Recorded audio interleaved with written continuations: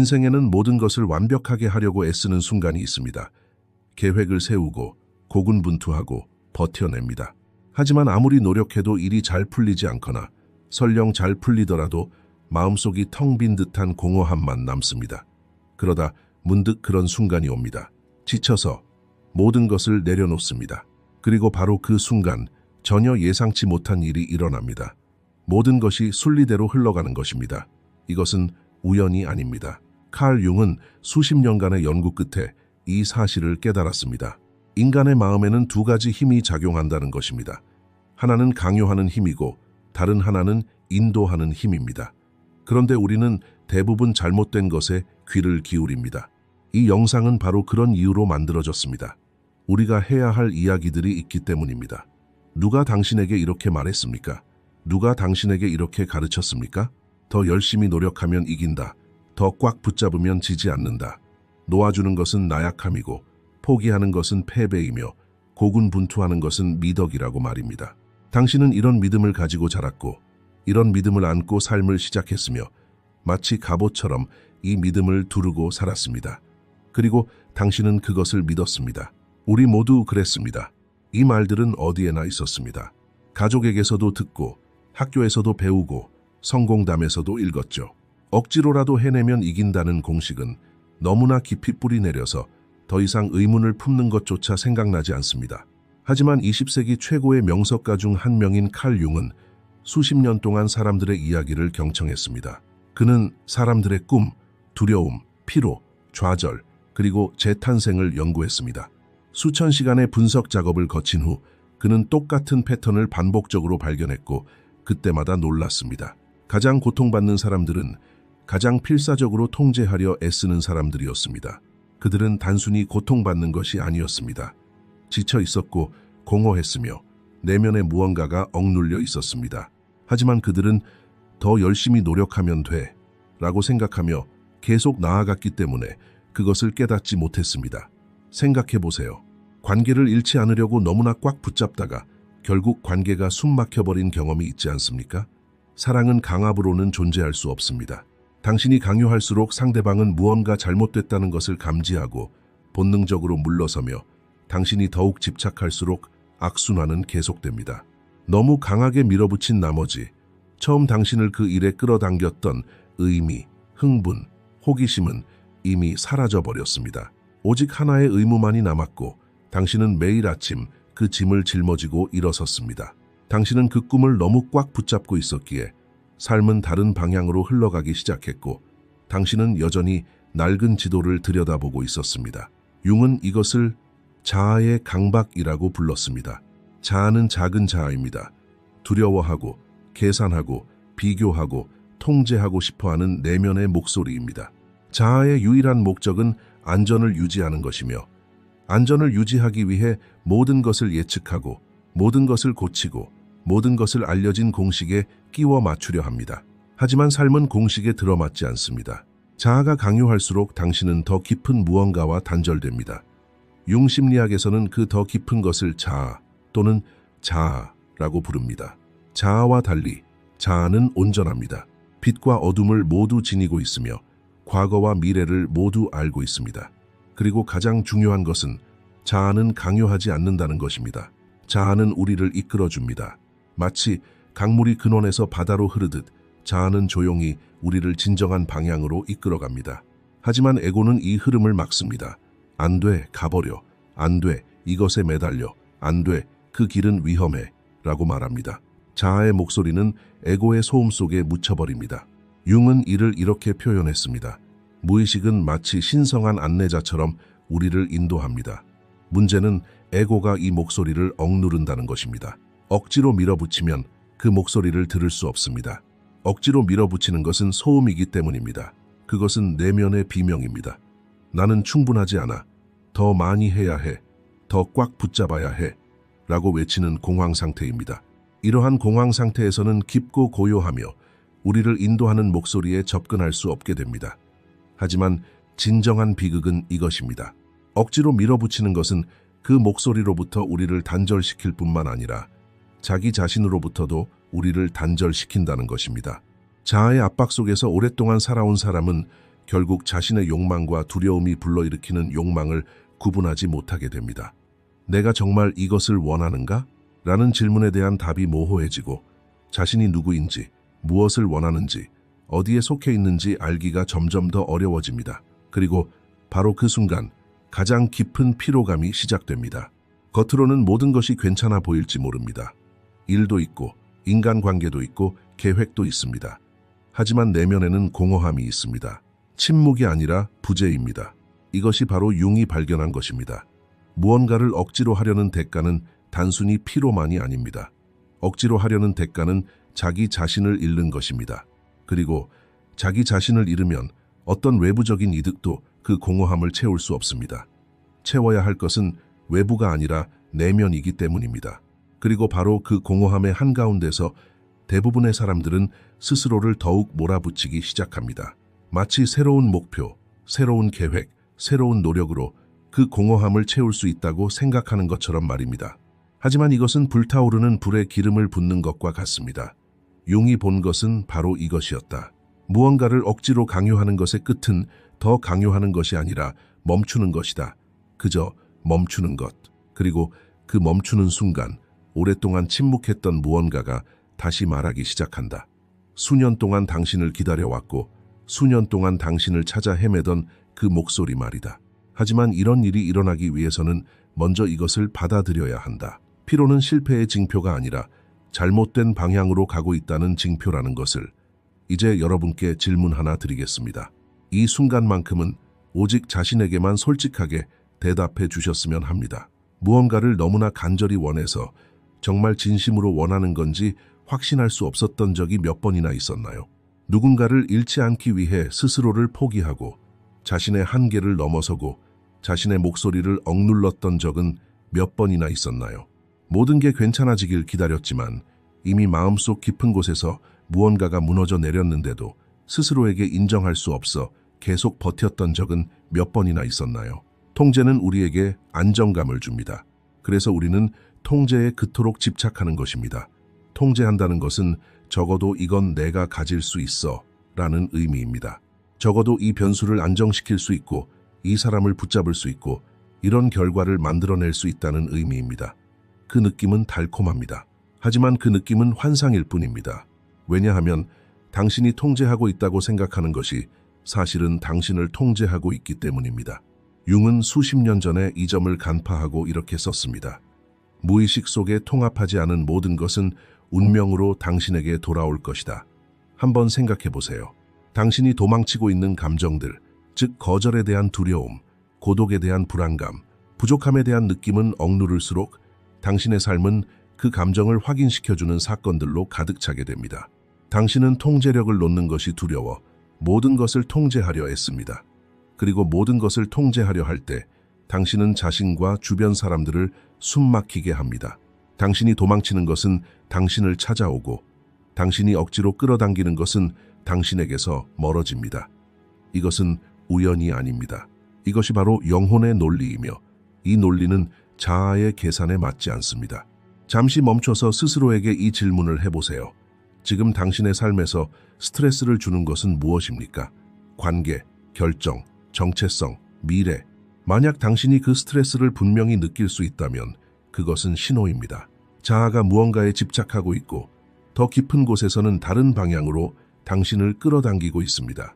이 둘 사이의 긴장이 당신을 지치게 합니다. 그리고 당신은 더 열심히 일함으로써 이 긴장을 해소하려 하지만 그것은 효과가 없습니다. 문제는 노력 부족이 아니라 방향의 문제이기 때문입니다. 통제에 대한 환상이 가장 교활한 이유는 바로 이것입니다. 그것은 당신을 지치게 하면서도 동시에 희망을 품게 만듭니다. 조금만 더 노력하면, 조금 더 오래 버티면, 조금 더 자제하면 결국 해낼 수 있을 거야 라고 스스로에게 말합니다. 그리고 그 조금만 더라는 생각은 당신을 몇 년 동안이나 짓누를 수 있습니다. 융이 자신의 환자들에게서 발견한 패턴이 바로 이것이었습니다. 그들은 수년 동안 잘못된 방향으로 달려왔지만 멈추는 것이 실패를 받아들이는 것처럼 느껴져서 멈추지 않았습니다. 하지만 멈추는 것은 실패가 아니었습니다. 멈추는 것은 진실을 처음으로 직시하는 것이었습니다. 통제에 대한 환상은 관계 또한 파괴합니다. 누군가를 잃지 않기 위해 끊임없이 착하게 행동하려고 애씁니다. 갈등을 피하고 자신의 경계를 숨기고 자신의 욕구를 경시합니다. 그러다 보면 결국 상대방은 당신을 사랑하는 것이 아니라 당신이 연기하는 역할, 즉 진짜 당신이 아닌 당신이 만들어낸 가면을 사랑하게 됩니다. 융은 이것을 페르소나라고 불렀습니다. 우리가 세상에 보여주는 얼굴 말입니다. 페르소나는 사회생활에서 기능적인 역할을 합니다.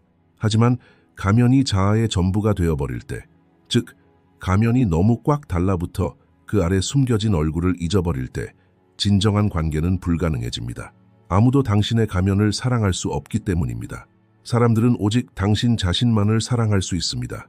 그리고 가면 뒤에 숨어있는 한 사랑받는다는 느낌조차 받을 수 없습니다.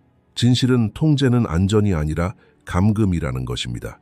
그리고 그 감옥의 벽은 너무나 익숙해서 대부분의 경우 보이지도 않습니다. 그저 왜 이렇게 피곤할까? 왜 이렇게 공허할까? 왜 이렇게 외로울까? 라고 묻지만 답을 밖에서 찾으려 합니다. 하지만 답은 안에 있습니다. 통제를 놓는다고 모든 것이 무너지는 것은 아닙니다. 오히려 통제를 놓으면 진정으로 존재하는 것이 드러납니다. 그리고 때로는 그 토대가 생각보다 훨씬 더 견고할 수도 있습니다. 하지만 그것을 보기 위해서는 먼저 손을 펴야 합니다. 네, 두려운 일입니다. 융도 이것을 알고 있었습니다. 그는 누구에게도 두려워하지 마세요 라고 말하지 않았습니다. 그는 이렇게 말했습니다. 두려움이 당신을 멈추게 할 필요는 없습니다. 두려움 또한 무의식의 목소리이며 그 목소리는 들어야 하지만 복종할 필요는 없습니다. 강압은 에너지가 아니라 에너지 낭비입니다. 그 에너지가 낭비될수록 당신을 진정한 방향으로 이끌어줄 깊은 목소리는 점차 약해지고 멀어지고 결국 들리지 않게 됩니다. 당신이 멈출 때까지 말입니다. 그리고 멈추는 것은 생각만큼 수동적인 행위가 아닙니다. 멈추는 것은 어쩌면 자아가 할 수 있는 가장 용감한 행동일지도 모릅니다. 자아가 멈출 때 마치 자아를 잃어버리는 듯한 느낌이 들기 때문입니다. 하지만 잃어버리는 것은 자아가 쌓아 올린 거짓된 안전벽입니다. 그 벽이 무너질 때 그 뒤에 있는 것을 보는 것은 두렵지만 동시에 해방감을 줍니다. 융은 사람들이 자신이 통제한다고 생각하는 것이 사실은 자신을 통제하고 있다는 것을 깨닫는 순간 내면에서 무언가가 변한다는 것을 알았습니다. 작지만 심오한 변화입니다. 마치 수년 동안 꽉 쥐고 있던 주먹이 마침내 펴지는 것과 같습니다. 그리고 그 펼쳐진 손에는 공허함이 아니라 공간이 있습니다. 새로운 무언가가 들어올 자리, 진정한 무언가가 숨쉴 자리, 그것이 바로 항복의 의미입니다. 당신은 그것을 들었습니다. 오래전이었을 수도 있고 지난주였을 수도 있고 바로 오늘 아침이었을 수도 있지만 어쨌든 당신은 그것을 들었습니다. 아마도 당신은 그것을 본능이라고 불렀을지도 모르고 양심이라고 불렀을지도 모르고 아니면 그냥 이상한 느낌이라고 불렀을지도 모르고 마음 한구석에 무언가 있었는데 귀 기울이지 않았어 라고 생각했을지도 모릅니다. 바로 그것입니다. 우리가 이야기하고 있는 것이 바로 그것입니다. 융은 그것에 다른 이름을 붙였습니다. 바로 자아의 목소리입니다. 그리고 이 목소리는 에고와는 다르게 작용합니다. 에고는 소리치고 위협하고 계산하고 비교하고 서두릅니다. 자아의 목소리는 결코 소리치지 않습니다. 요구하지도 않고 강요하지도 않고 궁지에 몰아넣지도 않습니다. 그것은 조용히 다가옵니다. 종종 꿈속에서 우연처럼 보이는 순간에 피곤함 속에서 멈춰 라고 속삭이는 짧지만 강렬한 순간의 말입니다. 그리고 당신은 그 순간을 알아차립니다. 왜냐하면 그것은 다른 순간들과는 다른 느낌이었기 때문입니다. 마치 명확해진 것, 깨달음처럼 마치 오랫동안 알고 있었지만 말로 표현할 수 없었던 무언가가 떠오른 것 같습니다. 융이 이 목소리를 우연히 발견한 것은 아닙니다. 융은 자신의 삶 속에서 자신의 위기 한가운데서 그 문제에 직면해야 했습니다. 융이 프로이트와 결별했을 때 그것은 단순한 직업적 결별이 아니었습니다. 그의 정체성의 근간을 뒤흔드는 붕괴였습니다. 프로이트는 융의 스승이자 아버지처럼 여겼던 존재였기에 그 관계의 끝은 융에게 깊은 영향을 미쳤습니다. 그는 경력, 명성, 수십 년간 이어온 우정을 잃었습니다. 겉으로 보기에는 모든 것이 무너져 내리는 듯 했습니다. 그때 융은 당시 할 수 있는 가장 용감한 행동을 했습니다. 외부로 향하는 대신 내면으로 향한 것입니다. 그는 자신의 꿈을 탐구하고 무의식의 상징들을 따라갔습니다. 자신의 어둠, 두려움, 그림자와 마주 앉아 있었습니다. 그는 억지로 해결하려 하지 않았습니다. 그저 귀 기울였습니다. 그리고 그 침묵, 그 체념, 그 성찰 속에서 그의 인생에서 가장 위대한 발견들이 탄생했습니다. 개성화 이론, 집단 무의식, 원형, 그림자 작업, 이 모든 것은 융의 가장 암울하고 취약한 순간, 통제력을 내려놓는 과정에서 구체화되었습니다. 이것은 우연이 아닙니다. 이것은 자아의 목소리에 귀 기울이는 것의 구체적인 증거입니다. 이제 우리는 여기서 매우 중요한 차이점을 논의해야 합니다. 왜냐하면 이 차이점을 혼동하면 항복이 오해되고, 이렇게 오해된 항복은 사람들을 지나친 수동성으로 이끌거나 반대로 더욱 가혹한 통제로 이끌기 때문입니다. 포기와 항복은 같은 것이 아닙니다. 완전히 다릅니다. 포기는 나는 더 이상 신경 쓰지 않아. 무슨 일이 일어나든 놓아줄 거야 라고 말하는 것입니다. 항복은 나는 내가 통제할 수 없는 것에서 한 발짝 물러나 나보다 더 큰 흐름, 지성, 인도에 의지할 거야 라고 말하는 것입니다. 전자는 절망에서, 후자는 신뢰에서 나옵니다. 전자는 탈진에서, 후자는 성숙에서 나옵니다. 그리고 융에 따르면 이러한 신뢰, 즉 자아를 초월할 수 있는 능력은 심리 발달의 최고점입니다. 융은 이 점을 매우 명확히 했고 임상 작업과 개인 저술에서 반복적으로 강조했습니다. 신의 형상은 자아의 가장 심오한 상징입니다. 그리고 자아는 우리를 통합으로, 즉 진실되고 온전한 존재로 분열을 초월하도록 부릅니다. 융에게 이것은 종교적 강요가 아니었습니다. 그것은 심리적 현실이었습니다. 신이라고 부르든, 우주의식이라고 부르든, 삶 그 자체라고 부르든, 더 큰 무언가의 인도에 마음을 열면 작은 자아가 통제할 수 없는 문들이 열리기 시작합니다. 그리고 이 문들은 강제로 열리는 것이 아니라 순응함으로써 열립니다. 그렇다면 왜 이 목소리를 듣기가 그토록 어려울까요? 현대 사회는 자아의 목소리를 최대한으로 높여놓기 때문입니다. 알림, 해야 할 일, 기대, 비교, 사회적 압력, 이 모든 것이 자아를 부추기고 자아의 목소리를 억누릅니다. 자아의 목소리는 침묵 속에 있습니다. 그리고 우리는 침묵을 피합니다. 침묵 속에서는 그 목소리와 함께 다른 것들이 떠오르기 때문입니다. 억눌린 감정, 외면하고 싶은 진실, 미뤄왔던 질문들. 그래서 우리는 휴대폰을 찾게 됩니다.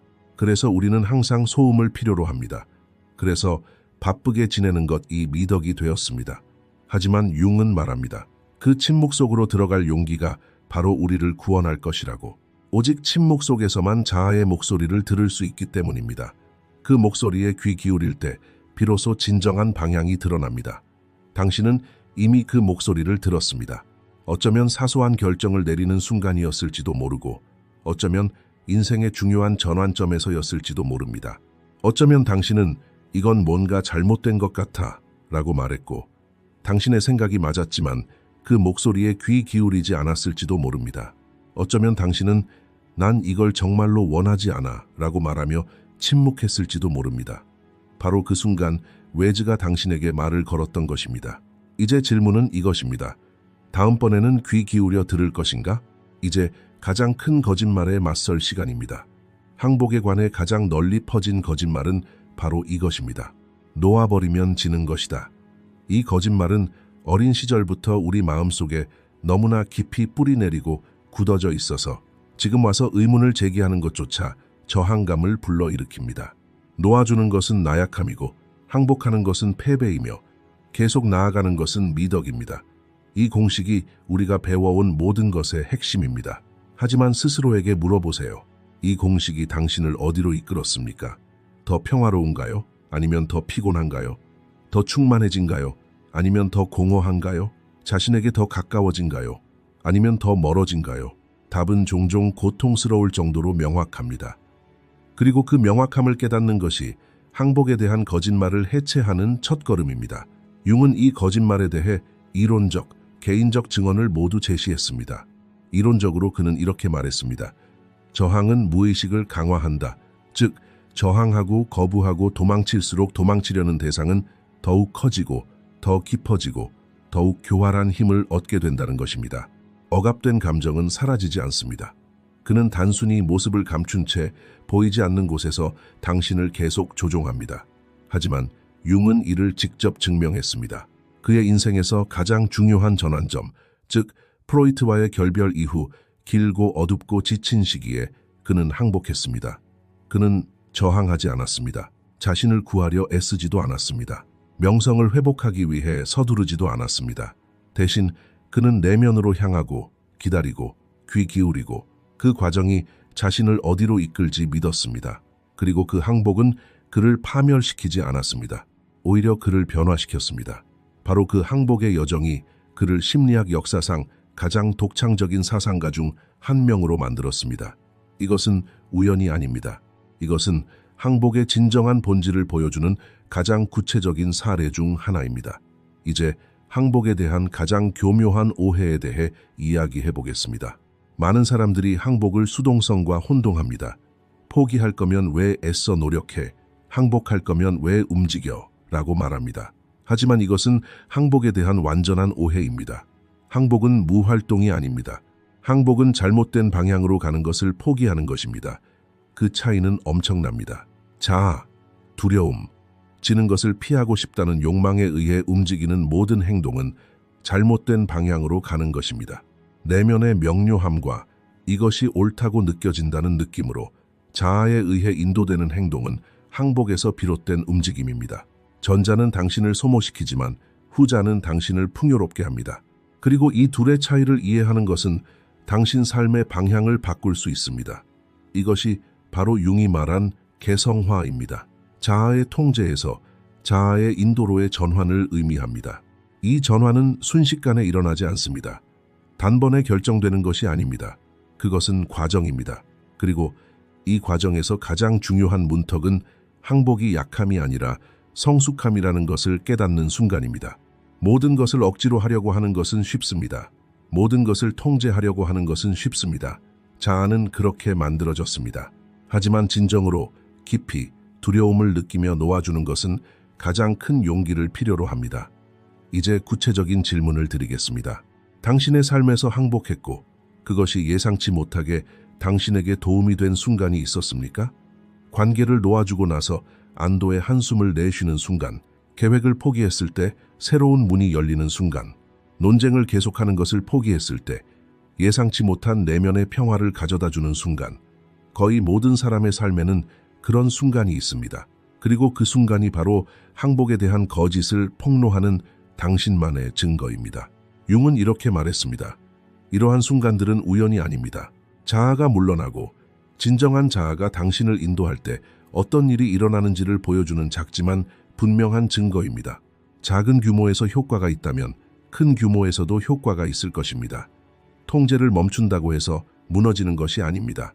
오히려 처음으로 진정으로 존재하는 것에 굳건히 서게 되는 것입니다. 항복은 기반을 없애는 것이 아닙니다.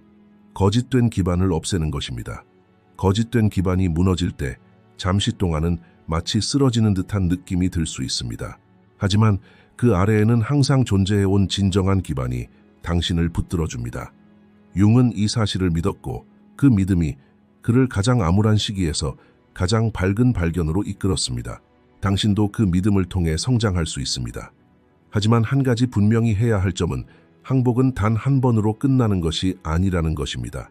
그것은 매일 모든 결정의 순간, 모든 계기마다 다시 선택해야 하는 자세입니다.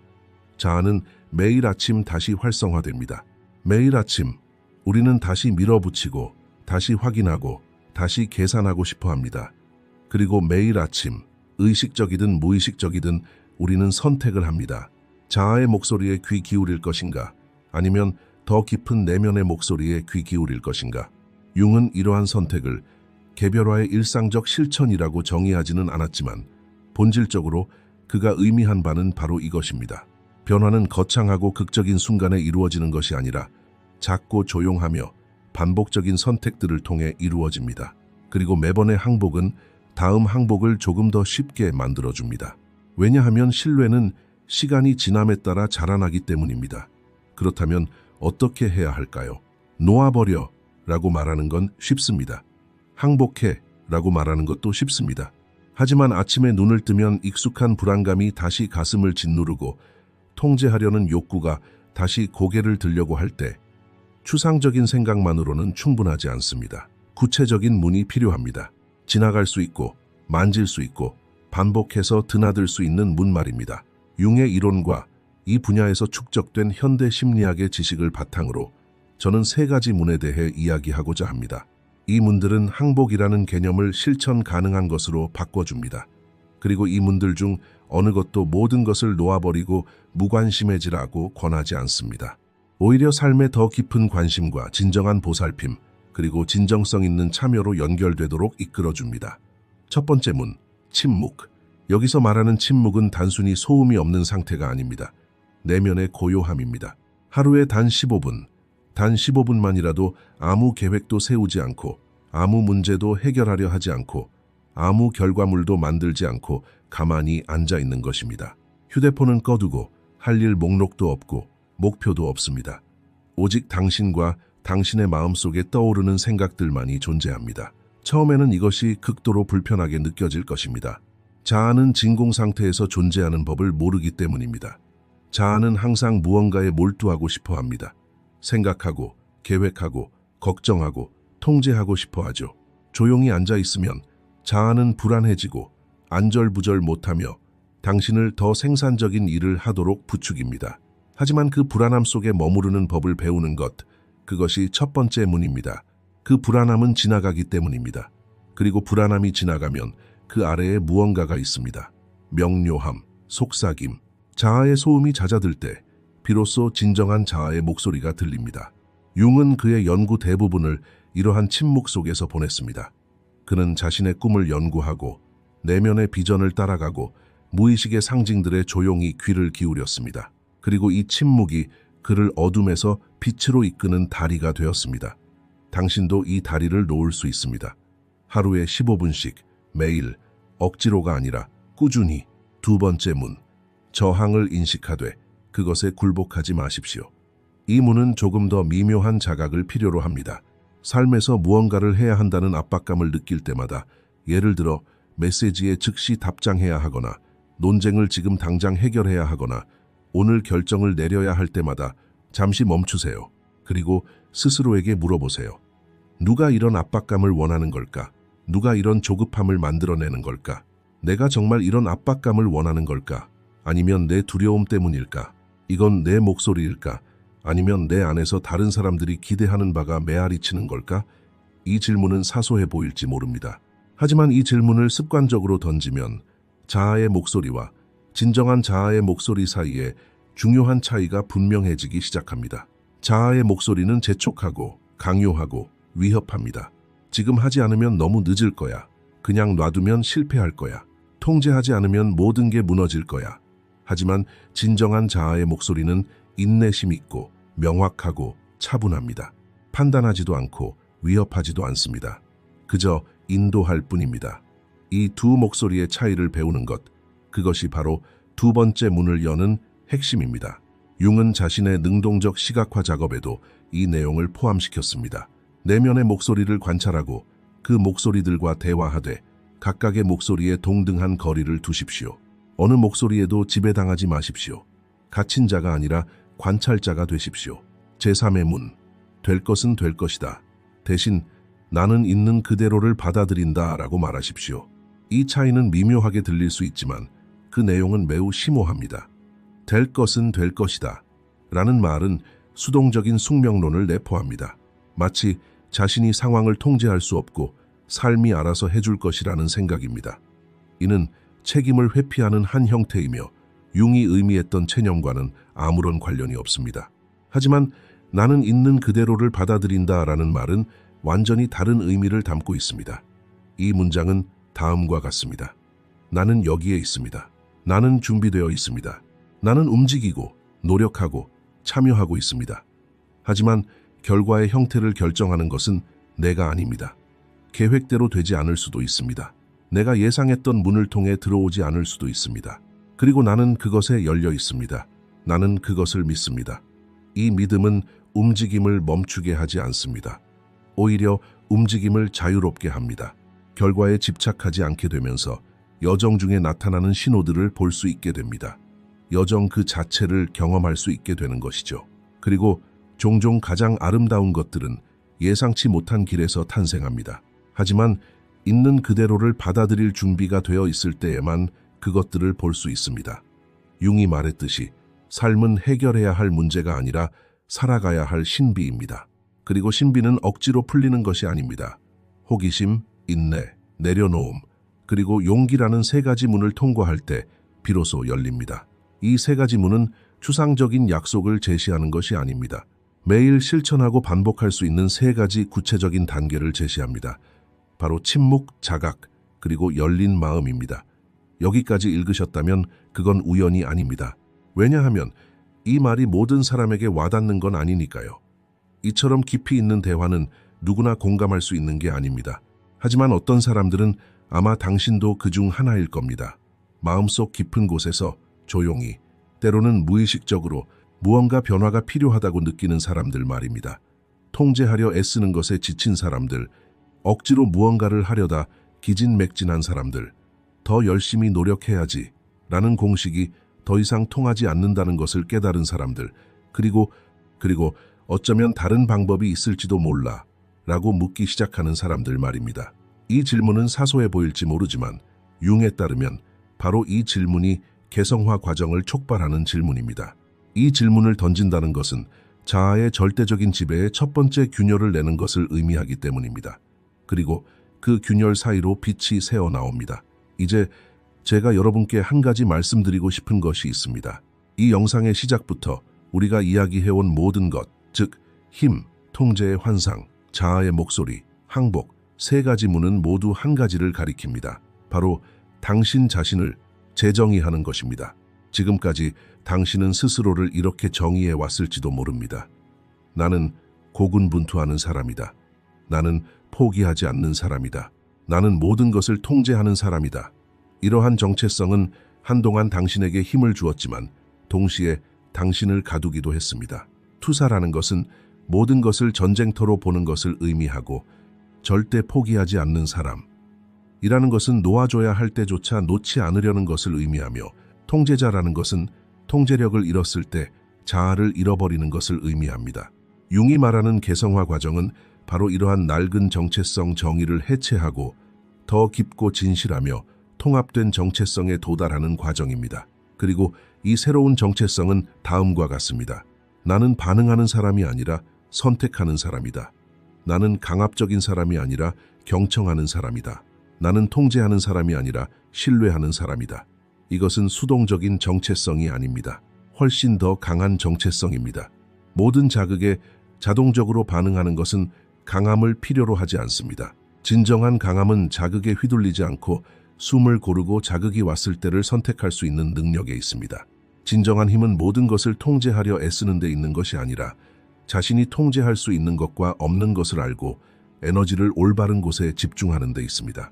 삶을 억지로 이끌어가는 것이 아니라 삶이 주는 모든 것을 열린 마음으로 받아들이는 데 있습니다. 그리고 이 힘은 자아에서 나오는 것이 아닙니다. 진정한 자아에서 나오는 힘입니다. 융은 평생 동안 사람들에게 이 힘을 일깨워 주었습니다. 임상활동에서, 저술에서, 그리고 자신의 삶 이야기에서 그는 항상 같은 메시지를 전했습니다. 진정한 온전함, 진정한 자아, 진정한 삶으로 돌아가라고 말입니다. 가면이 아닌 있는 그대로의 모습으로 살아가고 역할이 아닌 자신을 사랑하며 계획이 아닌 흐름을 믿으라고 했습니다. 이제 여러분께 한 가지 질문을 드리고 싶습니다. 이 질문을 진지하게 생각해 주시기 바랍니다. 이 영상의 마지막을 향해 가면서 여러분은 마음속에서 무엇을 느끼십니까? 어떤 깨달음이 오십니까? 그래, 알고 있었지만 말로 표현할 수 없었던 게 있어 라는 생각이 드십니까? 마음이 가벼워지십니까? 아니면 마주하고 싶지 않았던 무언가를 마주하는 듯한 무거움이 느껴지십니까? 어떤 느낌이든 그 느낌은 진실입니다. 그 느낌은 바로 진정한 자아가 여러분에게 말하는 것입니다. 그 목소리를 듣는 것이 바로 이 여정의 시작입니다. 새로운 정체성은 한순간에 만들어지는 것이 아닙니다. 단 한 번의 결정이 아니라 매일매일의 작은 선택들이 쌓여 만들어지는 것입니다. 밀어붙이려다 멈춰, 들어볼게 라고 말할 때마다, 통제하려다 놓아줄게, 믿을게 라고 말할 때마다 예전의 자신으로 돌아가고 싶어도 아니, 이제 난 선택하는 사람이야 라고 말할 때마다 이러한 선택들이 시간이 흐르면서 당신을 변화시킵니다. 극적인 변화가 아니라 조용한 변화입니다. 하지만 가장 오래 지속되는 변화는 언제나 조용한 변화입니다. 오늘 댓글에 나는 강요하는 것을 멈춘다 라고 적어주세요.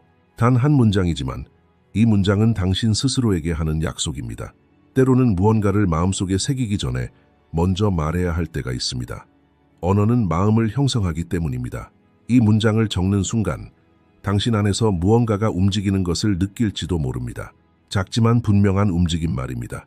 바로 그 순간 새로운 정체성의 첫 번째 초석이 놓이는 것입니다. 저희 채널을 구독해주세요. 이 여정은 여기서 끝나지 않고 더욱 깊어질 뿐입니다. 이것으로 영상이 끝났습니다. 저희를 재정적으로 후원하고 싶으시다면 가입하기 버튼을 통해 멤버십에 가입하실 수 있습니다. 감사합니다.